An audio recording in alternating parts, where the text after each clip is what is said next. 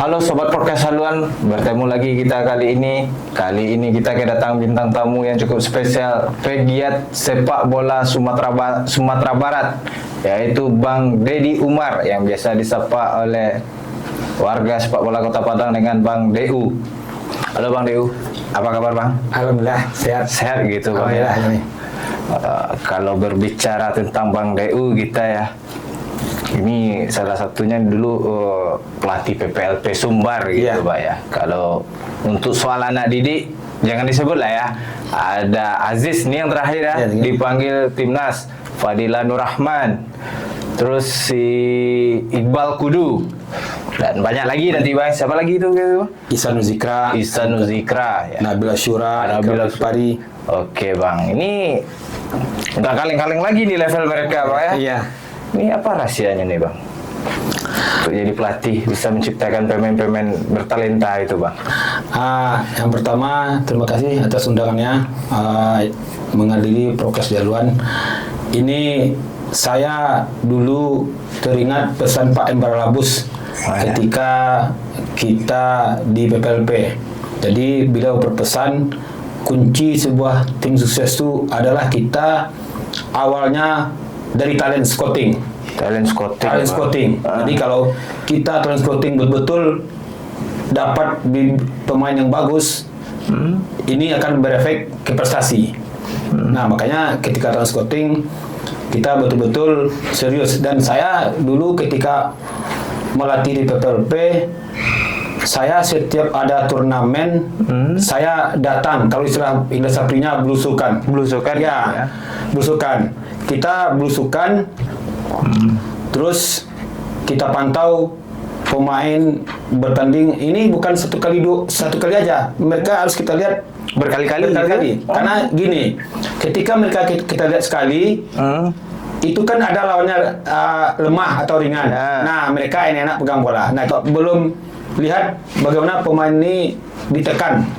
Makanya melihat pemain di kita talent itu harusnya 3 kali. Lihat mereka ketika lawan tim lemah, tim sedang, dan tim kuat. Nah, ya, betul. Jadi setelah itu kalau udah dapat kita kantongin nama mereka. Ya, kita kantongin nama mereka. Terus ketika ada seleksi, kita hanya membandingkan saja lagi Sani. Membandingkan yang di kantong dan kita lihat di seleksi. Kalau di seleksi bagus, yang di kantong kita buang. Iya. Kita ngambilnya. Tapi kalau di seleksi tidak bagus, yang di kantong kita pertahankan. Nah, ini salah satu kiat suksesnya bagaimana selama saya melatih, hasilnya sangat memuaskan. Yang kedua, ketika kita seleksi, saya melibatkan kawan-kawan pelatih yang ada di Sumatera Barat. Kenapa? Untuk menyempitkan pandangan saya. Ketika saya melihat pemain tidak terlihat, yang kawan-kawan bisa ngasih pandangan. Contoh, setiap seleksi saya ajak Pak John Arwandi. Ada Mendiang seperti Rusli, semua pemain ada. Kalau ada Alek, saya ajak Alek. Jadi Ali Aliudi pelatih. Nah, Dian Rama instruktur. Kita gabungan bersama. Karena di sepak bola kita harus bersama-sama, tidak bisa cukup sendirinya. Terus saya juga undang kawan-kawan yang ada dari Fakultas UMP dan kawan-kawan tim pelatih yang bisa melihat bagaimana si anak 1-2 tahun ke depan, bagaimana perkembangan IQ-nya, bagaimana perkembangan tekniknya. Dan juga ada saya tugaskan kawan-kawan itu bagaimana melihat masa ototnya. 1 tahun 2 tahun ini dia naik lah atau enggak. Di situ baru kita rapatkan, tetap saya memutuskan. Nah, jadi salah satu kiat bagaimana ketika saya melatih banyak menghasilkan pemain-pemain, alhamdulillah. Tapi yang sangat berjasa di sini adalah ini pelatih-pelatih SSB. Karena ketika saya di PPLP dulu ini hanya melanjutkan. Karena di PP itu kan hanya melatih teknik taktikal, cara mereka bermain, ketika kita diserang bagaimana, ketika bertahan kita bagaimana, transisi kita bagaimana.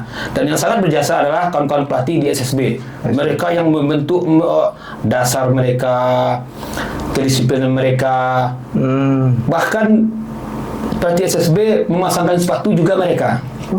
Dan yang sangat kolaborasi yang sangat tinggi ini adalah IO kawan-kawan yang pertandingan. Saat ini kita lihat ada LTS. Ini sangat luar biasa karena setiap Jumat satu minggu weekend anak-anak ada pertandingan. Karena semakin banyak pertandingan, semakin banyak jumlah jam mereka bermain. Nah ini jadi kita sangat berterima kasih kepada kawan-kawan pelatih, IO dan kawan-kawan penggiat sepak bola. Kini sekarang banyak kan nih. Ada nama LTS, ada nama Granat. Sekarang kawan-kawan di Kota Padang mau memutar Liga Anak. U10, U12, U13, U15. Nah, jadi ini kalau bisa kita pertahankan, kita sokong ramai-ramai, dan kalau bisa pemerintah dalam hal ini Asprov hadir di mereka. Hadir mereka ini salah satu contohnya meringankan beban biaya wasit karena dipertandingkan wasit mahal. Nah, di sini hadirnya pemerintah wasit untuk mensubsidi wasit aja minimal gitu ya, Mbak ya. Ya. Ini Bang, ini itu kan pentingnya dari talent scouting. Nah, ketika latihannya mereka seperti apa Bang terapkan itu Bang?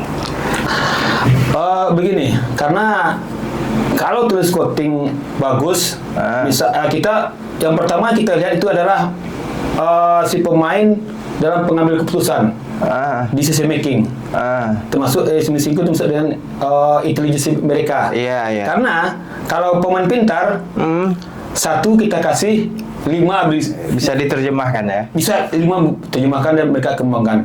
Nah makanya di saat scouting kita betul-betul melihat pertama adalah pemain dalam mengambil keputusan. Nah, ketika kita masuk ke latihan, kita udah enak lagi. Enaknya karena mereka pintar semua. Nah, makanya salah satu kunci sukses kita dalam latihan itu pemain harus pintar. Pemain itu pintar.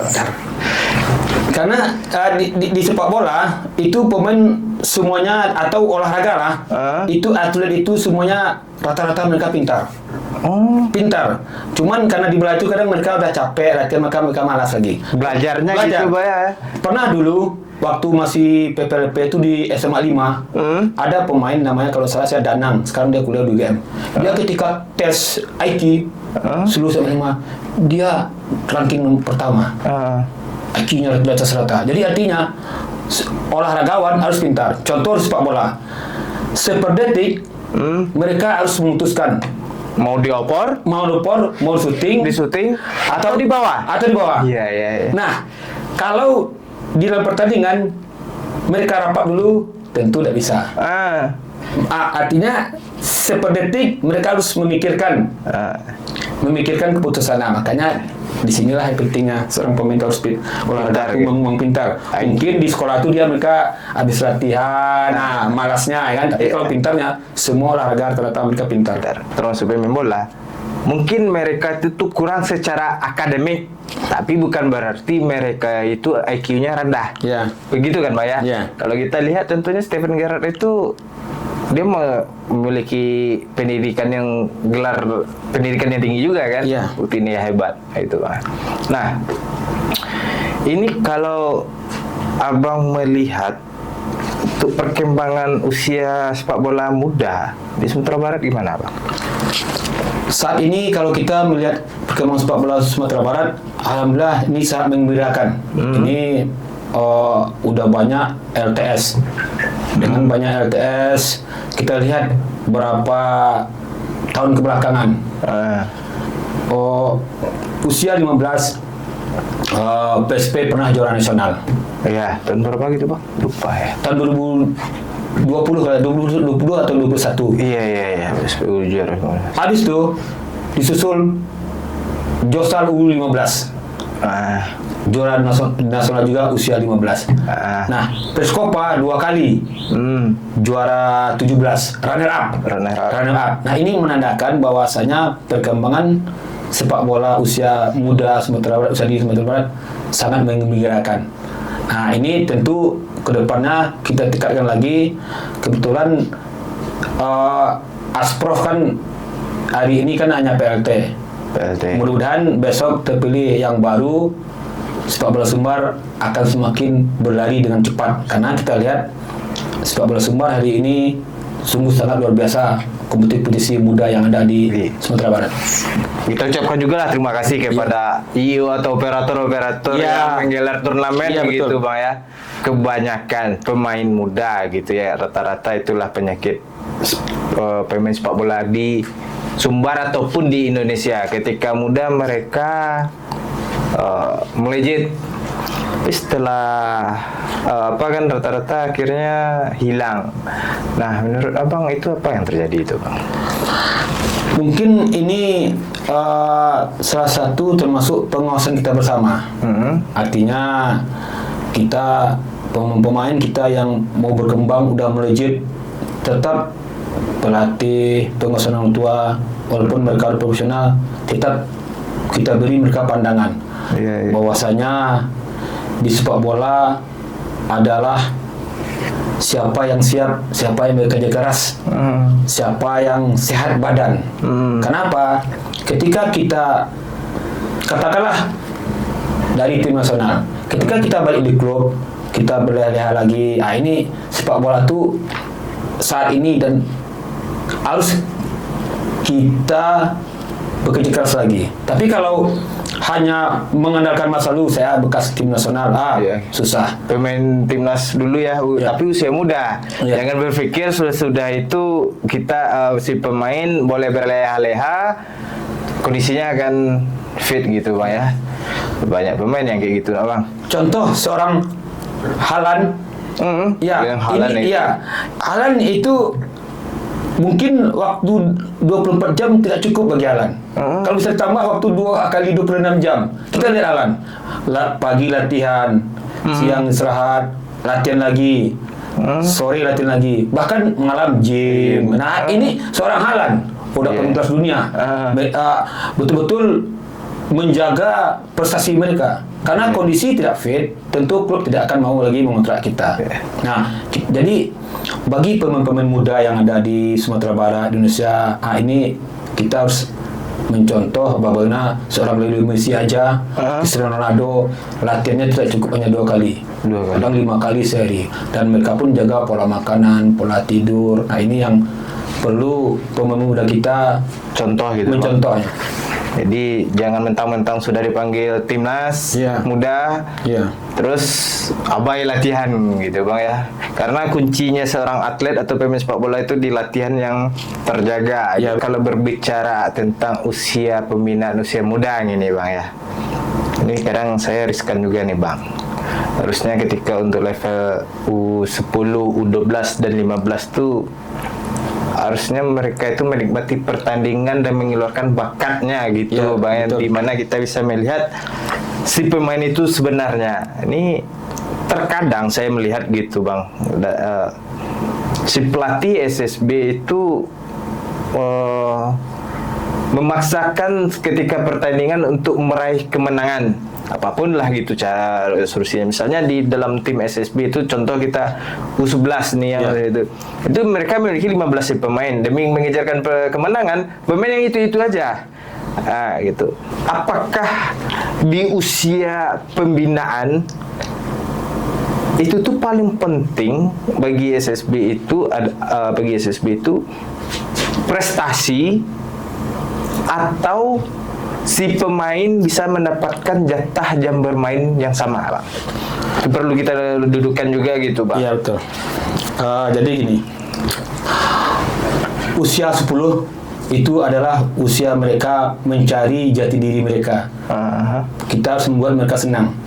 Nah, memang ada di setiap turnamen ada ambisi pelatih untuk selalu ingin juara. Nah, ini sebenarnya di Liga Top Skor inilah dibikin regulasi. Regulasinya seperti ini. Misalnya timnya ada 15 orang. Nah, di Liga Top Skor yang sekarang regulasinya pemain yang 15 ini wajib main. Wajib main. Karena kalau tidak main, klub mereka akan disanksi. Katakanlah denda atau bagaimana. Kenapa? Karena si anak itu dari malamnya mereka udah pikir bagaimana cepat pagi datang. Iya betul. Bahkan tasnya itu Dari sini dijadikan bantal Ah. untuk mereka cepat menang. Nah, tahu main pertama menang, nggak main kedua, nggak main ketiga, nggak main, anak akan melihat wah sepak bola ini nggak fair. Akhirnya dia tidak mencintai olahraga sepak bola lagi, dicari cabang lain lagi. Makanya LTS yang sekarang udah sistemnya udah tiap tahun udah makin bagus. Semua pemain terdaftar wajib dimainkan. Wajib dimainkan. Nah ini sangat menguntungkan. Jadi pelatih-pelatih yang punya ego, Iya betul kan. mereka tidak bisa lagi. Mereka bagaimanapun mereka wajib memainkan 15 yang didaftar 15 main. Nah, kenapa?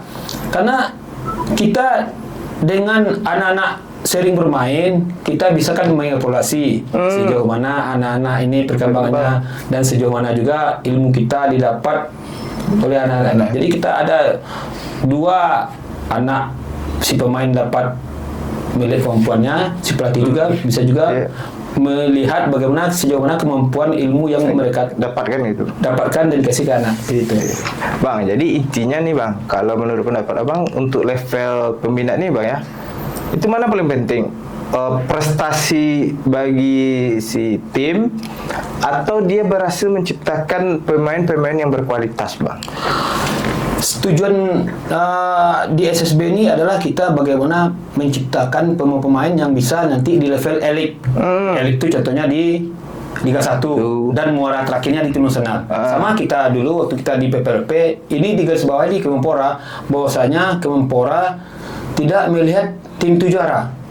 Kemenpora melihat bagaimana PPLP daerah A, B, C, D bisa menyumbangkan pemainnya untuk tim nasional. Nah, itu baru dikatakan berhasil. Ketika kita juara, tapi pemain kita tidak nasional, kita nanti bisa juga dievaluasi. Bahkan ketika saya dulu di PPLP, berapa PPLP yang dieliminasi Kemenpora. Karena 1 tahun, 2 tahun pemainnya tidak ada masuk di tim nasional, maka dievaluasi. Nah, jadi SSB ini adalah kita menciptakan talenta-talenta muda yang siap untuk bersaing di katakanlah Kota Padang, Sumatera Barat. Pas Sumatera Barat dia klub Liga 1. Liga 1 udah endingnya di tim nasional. Nah, jadi intinya bagaimana kita menciptakan pemain klub-klub itu. Bukan nanti yang mungkin prestasi contohnya di PSP Padang, di Liga 4, Semen Padang, Persija. Ini baru kita bicara prestasi.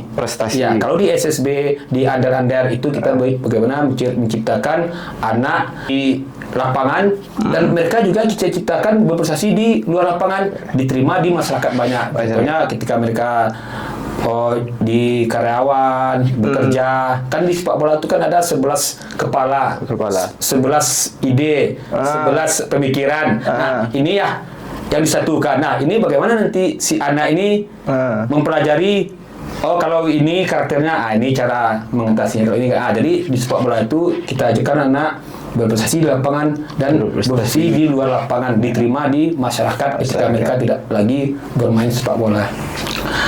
Makanya hari ini PSFC menciptakan pelatih-pelatih CE, coach educator.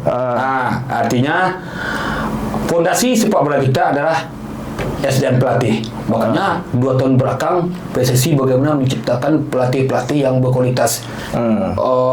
Karena dengan pelatih yang berkualitas, mereka akan mengajarkan anak juga berkualitas. Kan anak dapat ilmu dari pelatih. Iya betul. Nah, sementara kalau pelatih tidak mempunyai cukup lisensi, tentu hanya pengalaman yang mereka bawa. Karena di sepak bola ini adalah berkembang terus. Ya, dulu contohnya hanya wasit 3. Sekarang tambah VAR kan? Nah, ini salah satu perkembangan sepak bola. Makanya PSSI hari ini menciptakan pelatih-pelatih yang berkualitas. Bagaimana bisa nanti si pelatih ini ketika kembali di daerahnya, mereka akan melatih sepak bola yang benar, sepak bola yang sesuai dengan keilmuan. Nah, tapi kita bersyukur sekali kawan-kawan yang mau melatih.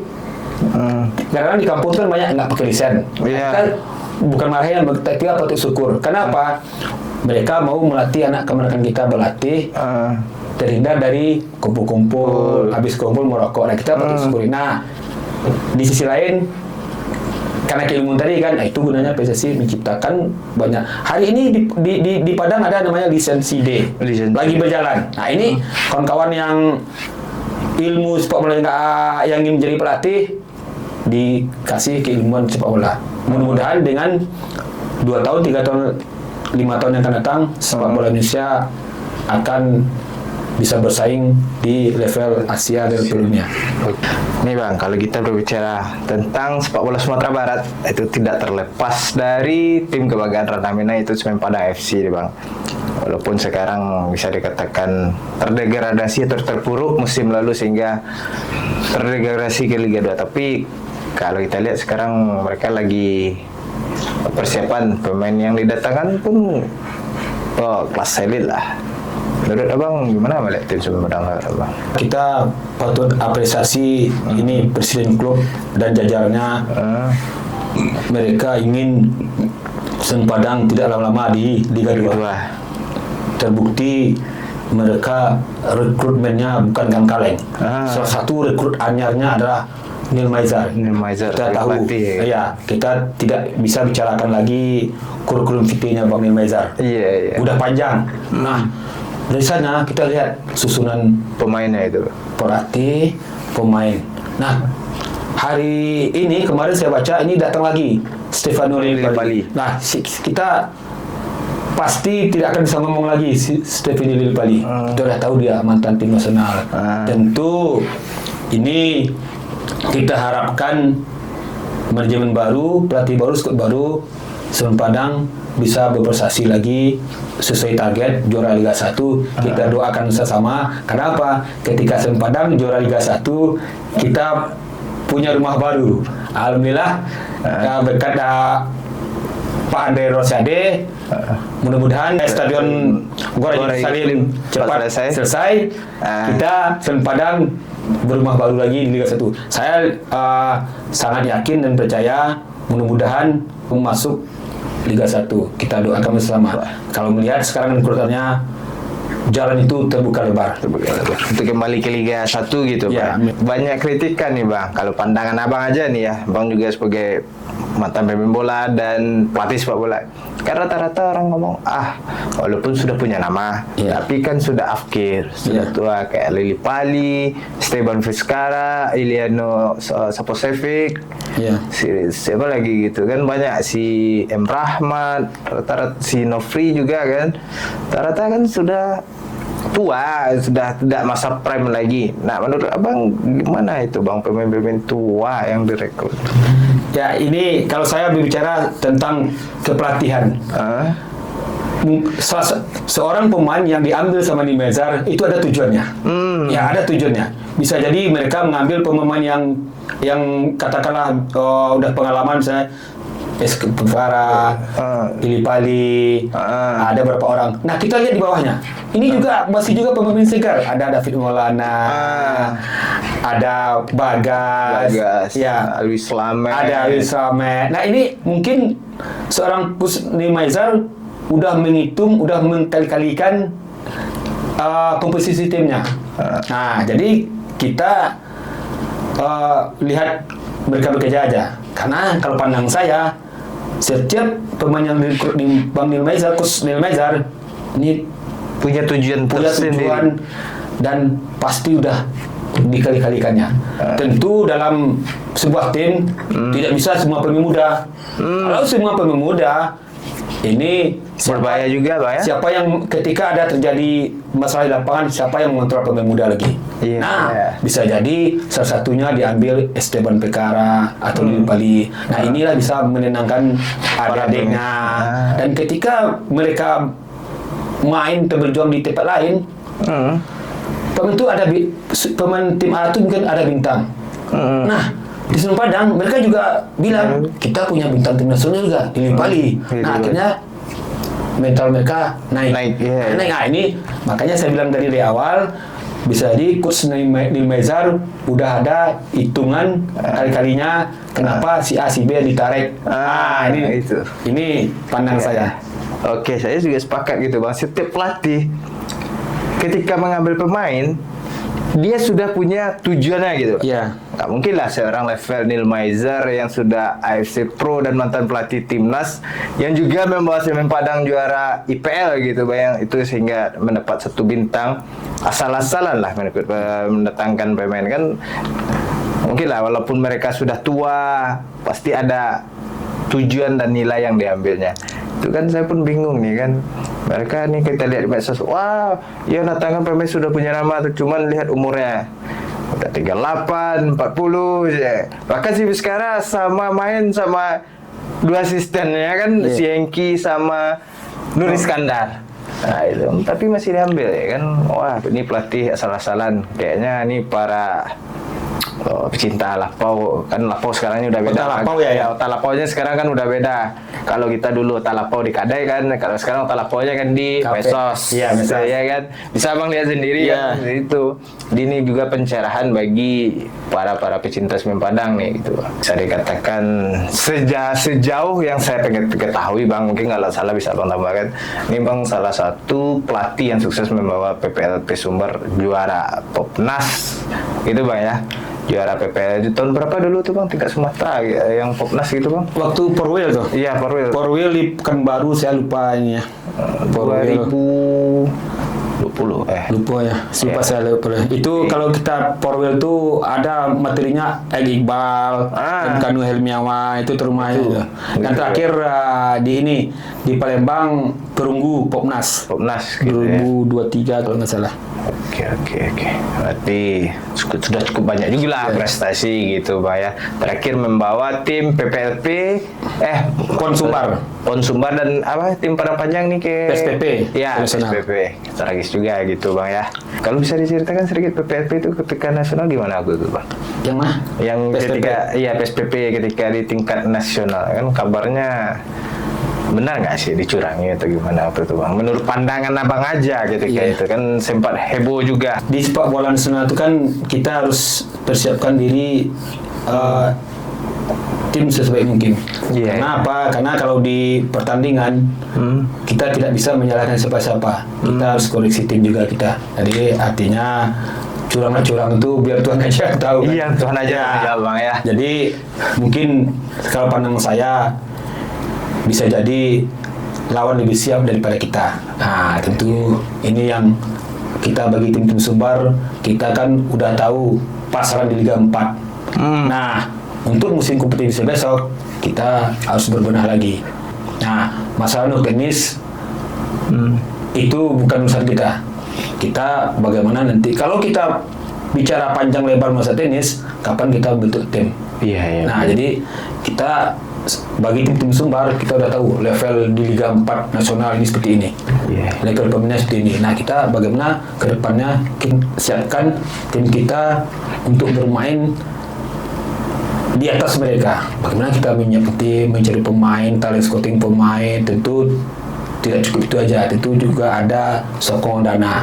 Karena Liga 4 ini kompetisinya panjang.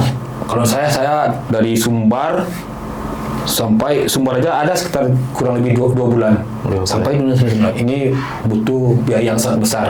Makanya ke depan kita bagaimana persiapkan tim, sokong dana, mudah-mudahan kompetisi besok ada tim Sumatera Barat yang bisa lolos ke Liga 3 nasional. Amin.